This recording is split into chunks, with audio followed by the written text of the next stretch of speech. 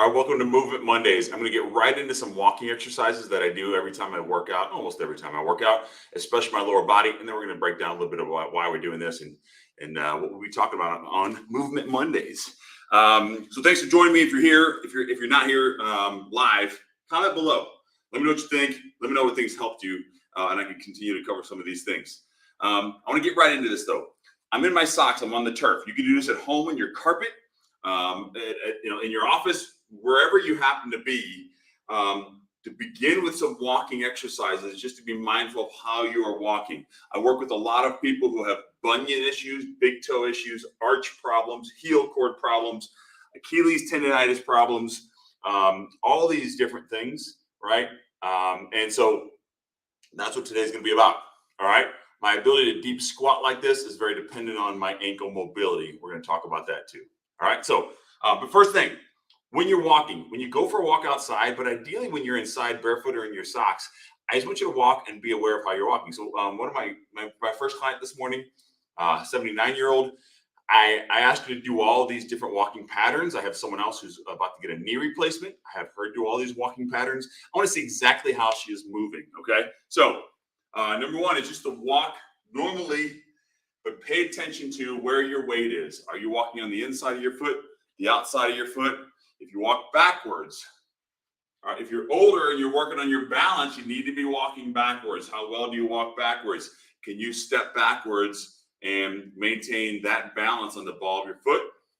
Maintain that balance on the ball of your foot. See, I almost fall over because that's my left side that's giving me trouble, right? Just to walk backwards this way and then forward.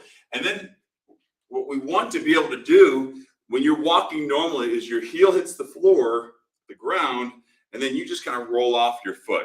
You're not tensing your foot at all. That's why I'm not a big fan of certain slides or sandals or flip-flops. If you have to grab or kind of crunch, to see my foot kind of crunch in each time.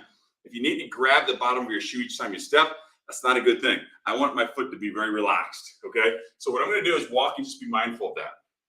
Some people walk on the outside of their feet or the inside of their feet. So what I want to do, I walk down and back on the outside of my feet like this.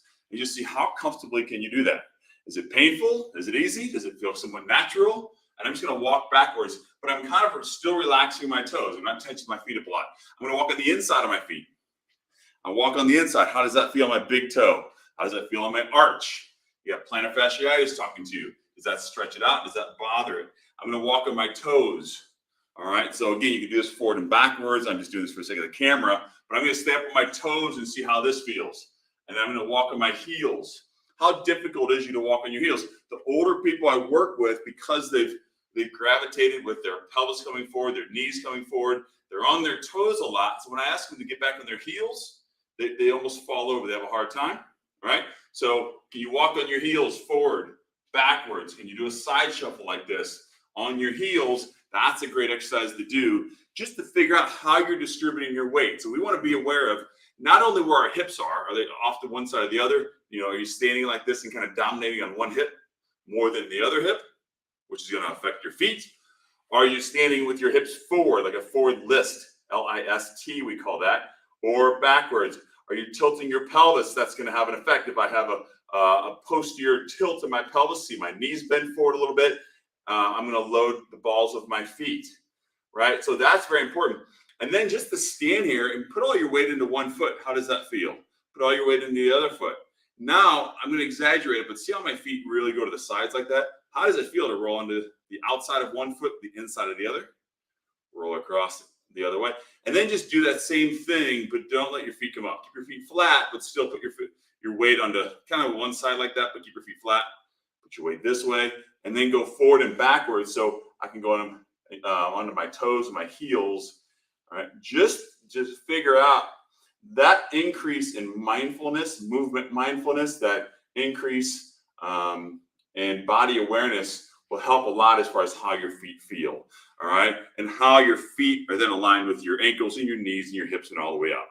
So that's where we begin. Is just kind of checking in, and then we do some exercises that some of my clients again have trouble with. Pick up your big toe, but leave your other 4 toes on the floor.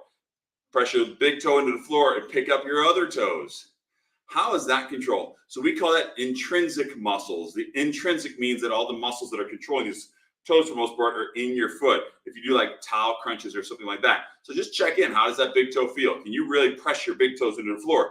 I had 2 surgeries on this big toe. So if you've had a bunion surgery, something like that, you may have a hard time with it. That's a good one to do. Press your big toe down.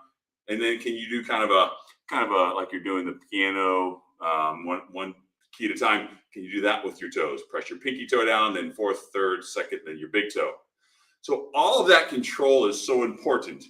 And then what I might do then finally is see how my hips are going like a hula hoop. I'm kind of picturing a circle. My hips are going back and my feet are following suit. So I'm on my heels, then the outsides of my feet are inside, and then my heels again. So I go onto my toes, and I can do the same thing, but my feet are going to stay flat. So how well can you move, especially if you're a golfer and you're looking for this golf swing? See how much my knees and ankles need to move, and my feet don't necessarily want to come up. At some point, you may turn there, right? A golf pro may tell you to turn that front foot out so you can swing through. What they're doing is compensating for lack of hip mobility or lack of ankle mobility, and that's what we're talking about today, all right?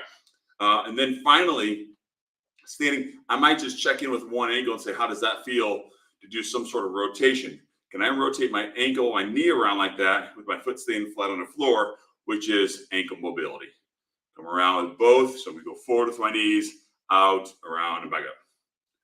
All right. I might take one to one side, go to the other side, right? And you see how your ankles feel with all this. All right. And then if I want to do some calf strengthening exercises, some ankle plantar flexion strength, I may go up there. Put all your weight on one foot. This is kind of a kickstand side, and do a few heel raises there. So I'm dominating mostly just with this leg. Switch sides. So I'll just do a few reps per side, but you can go ahead and explore this. All right. So that's the beginning of just being mindful of what's going on with your ankles. Can you sit on your ankles like this too? So this takes a lot of ankle mobility. Just to be able to sit like this. I encourage that if you can. If you're like, dude, you're crazy, there's no way, then maybe we'll work up to that, and that'll be a decent goal for you to set. All right. So at the bottom of the screen, I have health, movement, fitness, performance, longevity. That's the health and human performance continuum. I teach my university students. I teach my clients. That's in the Catholic Fit program. This is what we should be teaching in our PE classes. This is health and exercise science class, or just stuff, right? We should know this in PE class, health class. If you're homeschooling your children, this is kind of what we teach. So very quickly, health.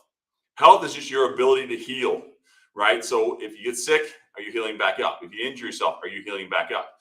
If you get just a small infection or a little virus or something like that, that maybe just drains your energy for half of a day, are you healing, okay? Are you digesting your food well and assimilating your food, right? So how do we take care of our health? We drink enough water. We stay hydrated. We eat natural, whole, God-made food. We get enough sleep. Those are the big 3, right? And then 4 is we're living a movement lifestyle. We're just moving more. So before you go to the doctor, before you, if you go to the doctor for an emergency, but this is what we talk about when it comes to chronic lifestyle-related diseases. We got to drink enough water. We got to eat good whole foods. We got to get good sleep, and we got to be moving every day. Get your heart rate up, your breathing rate every day. That's health, and then we get into movement, and then fitness and performance. So each week I'll talk a little bit more about these. But we're stopping right at the movement phase today. That's what we're talking about mostly on Movement Mondays. It's just moving your body more, moving your ankles more. All right. So, but we got to be doing these things first. So if you have aches and pains, if you have the things we're talking about today, plantar fasciitis, Achilles tendonitis, if you have your muscles just feel tight, tensed up, achy, you got to be taking care of your health first. You got to stay hydrated, eating good foods, etc. All right. And the other thing we talk about, the way we look at this is the different domains. I'm going to make a video for my homeschooling parents, especially my PE teachers that I work with, that we talk about 3 or 4 different domains that you want to focus on when you're setting up your PE program or your home program, or for all of us really setting up a fitness program. What does it mean to be fit? What does it mean to set up an exercise program? We got to focus on these domains of movement. One is movement quality, and that's what we're talking about. How well, what is your movement quality? That's sort of like saying, what is your movement literacy? Like, how well can you read? Can you read, right? We use the word literacy. So reading literacy, math literacy. Well, in this world, we just call it movement literacy. So let's do a movement literacy test, a movement quality test, all right? So one is very simple at-home test you can do. I have a pad just because my turf gets a little crabby, or my knees get crabby kneeling on my turf sometimes. So I have a pad, All right. I'm going to kneel one. Let's see. I'll put this knee down for the sake of seeing the camera and a foot forward. So what I want to see is the movement quality of my ankle joint. All right. Let's actually take that off so you can see this. All right. So I want to see how well is my ankle flexed forward like that. We call it dorsiflexion. Because when you're walking, you need that ability to flex, right? And see how I'm in this position right here. Everything's about 90 degrees. So if we look at my ankle bone, I have a straight line to my ankle bone and a straight line up my shin bone. That's a 90-degree angle. And so what we want to see is, can we go forward and get that mobility in our ankle? So now can I go forward to maybe 45 degrees or 40 degrees, something like that? That's our goal, is that mobility right there. When you don't have that mobility, you're going to have a hard time walking, running, getting up from a chair, walking steps, anything athletic, swinging a golf club. You're going to have a lot of issues like that, right? So how do we test this though? So whether you're at home with your sixth graders, whether you have a PE class, you can line up all the kids along a gym floor. I do this in my university lab. A simple test, so I'm going to use a PVC pipe like this. You can use a wall. Is I'm going to put this against my toe, and I'm going to go forward and touch. I can do that. So I'm going to scoot the PVC pipe away a little bit. You can scoot away from the wall. Do this in your socks and just see how far away from the wall can you get where you can touch your knee without your heel coming up. All right. So if I get to a spot and I can't quite get there, my heel has to come up. That's too far. So come back a little bit and just get that. Now this is a test, but it's also a good exercise you can do just to work on this mobility. And from the front, if I'm going to do this from the front, what I would do is go forward and touch the dial. I might go on the inside a little bit. I might go on the outside a little bit. All right. That's just good kind of mobility work. And I can keep my foot flat and just pay attention to how my foot is maintaining contact with the floor and go forward. All right. But the goal here is testing. This is my right ankle. All right. So what I would have done is said, okay, there's my max. And I would measure this distance from here to here. Okay. So I'd say maybe that's 7 inches. I would just leave it there and then measure out 7 inches, do the same thing and say, can I get there? My left ankle, I cannot. I have a difficult time with my left ankle. So I would move it forward a little bit and I go and say, okay, I can touch that. Although I have pain with that. So I'd probably say I can do 4 inches. So my right ankle is 7 inches. My left ankle is about 4 inches. Plus I have pain in my left ankle. So I have a bone that doesn't like to move a whole lot. My shin bone is rotated out a little bit, so it causes some mechanics issues with my ankle. That's what we work on, right? So that's an easy test you can do, but what we're doing is testing movement quality because, again, this is the type of thing where I'll talk to a dad my age who's coaching softball with his kids, or he's just playing catch. His son's becoming a pitcher. So suddenly he wants to sit in this squat position, but one ankle maybe measures like mine did, where one ankle is fine in this position. Because see, if I sit in this position here or there, see that there has to be a lot of stretch in my ankle. If one ankle does this okay, but the other one doesn't, what this sets up as an example is one knee is forward and the other one wasn't. This twists my spine. This rotates my pelvis. This throws a lot of different things going on in the rest of my body because of the way I need to sit. So I'm playing with Junior and we're throwing and he's looking great. Then I go to stand up, or the next day, my knee starts to swell up or my lower back is sore. And I think, gosh, I'm getting old, or I don't feel as good. It's because your ankles, right? It might be, this is maybe one of the many things, but we're talking about ankles today, right? It could be a lot of things, but this is something that you want to clean up, all right? So what might be happening, there could be a tighter muscle. The nervous system usually is telling the muscle to remain tight. We need to relax that. It might just be a simple stretch. If you're not stretching at all, I recommend you just beginning with some basic stretches, and then you can go through some of the other ideas we're going to go through today. All right. So that's, again, the beginning of movement quality. What is the quality of your ankle joint movement, right?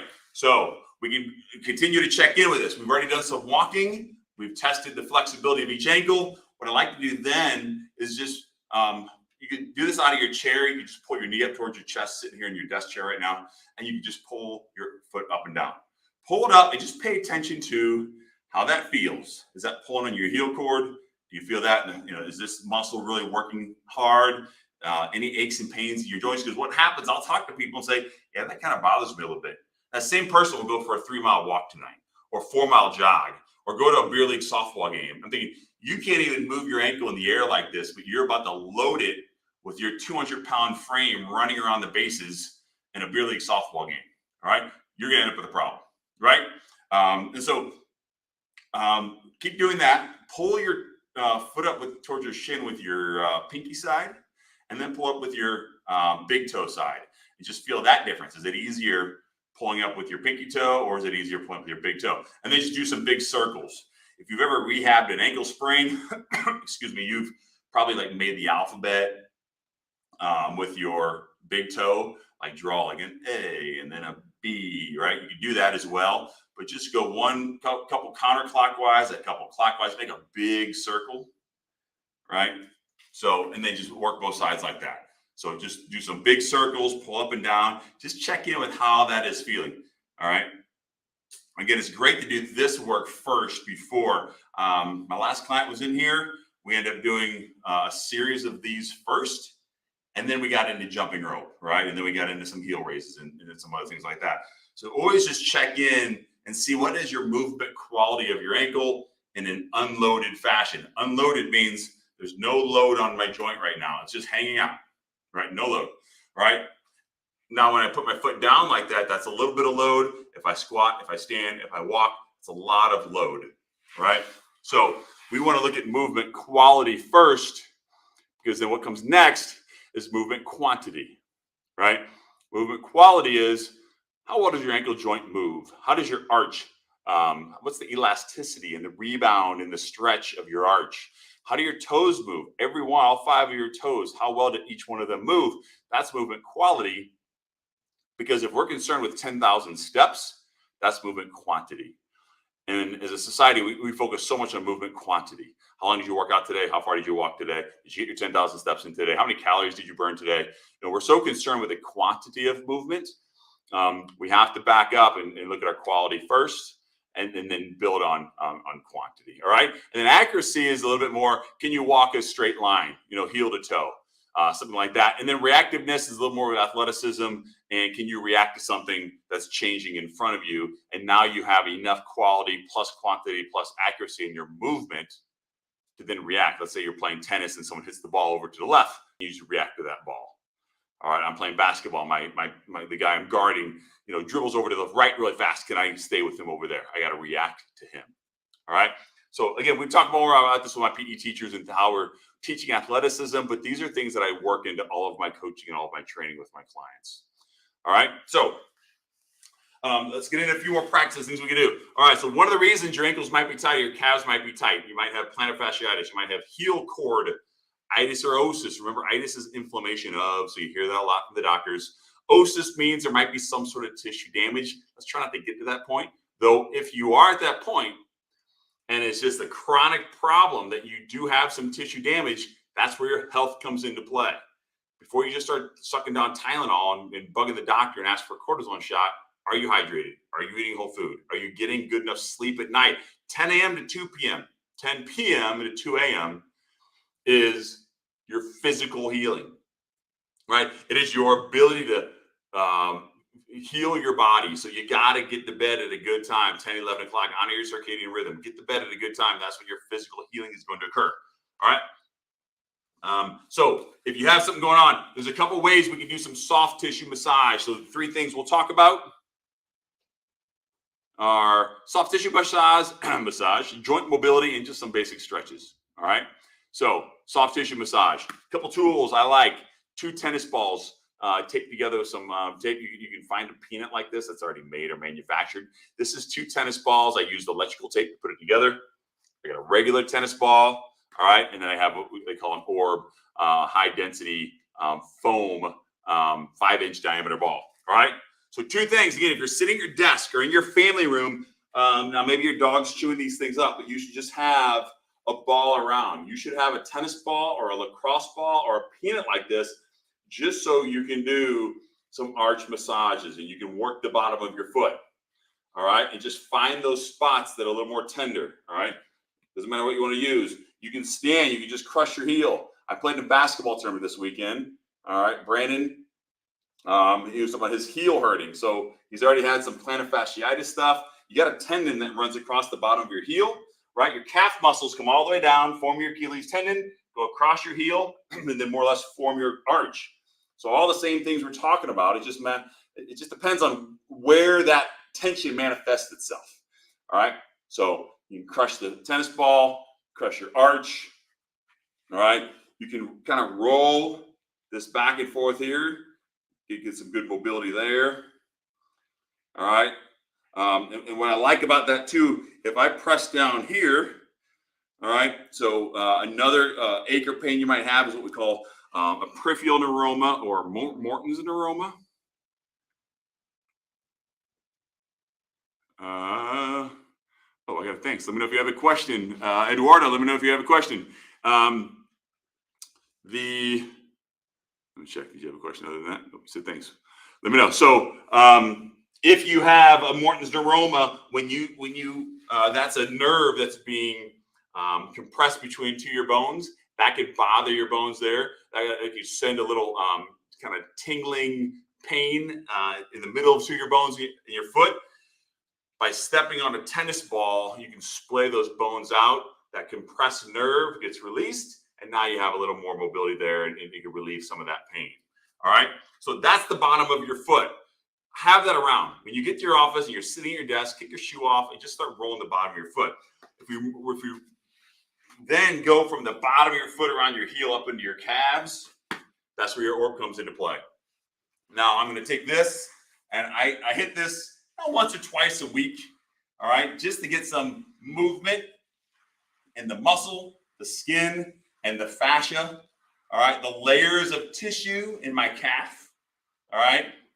All right, just roll on the inside, the middle of my calf, and the outside of my calf. All right, so that's something I will do each time as well. All right, maybe twice a week. All right, I'm not healing up anything. I'm not changing my muscle necessarily, but I'm relaxing maybe some tense spots that I have in my muscle that can cause some problems. All right, so that's a wonderful one. I like this for my hamstrings too, but we're just talking about the calves.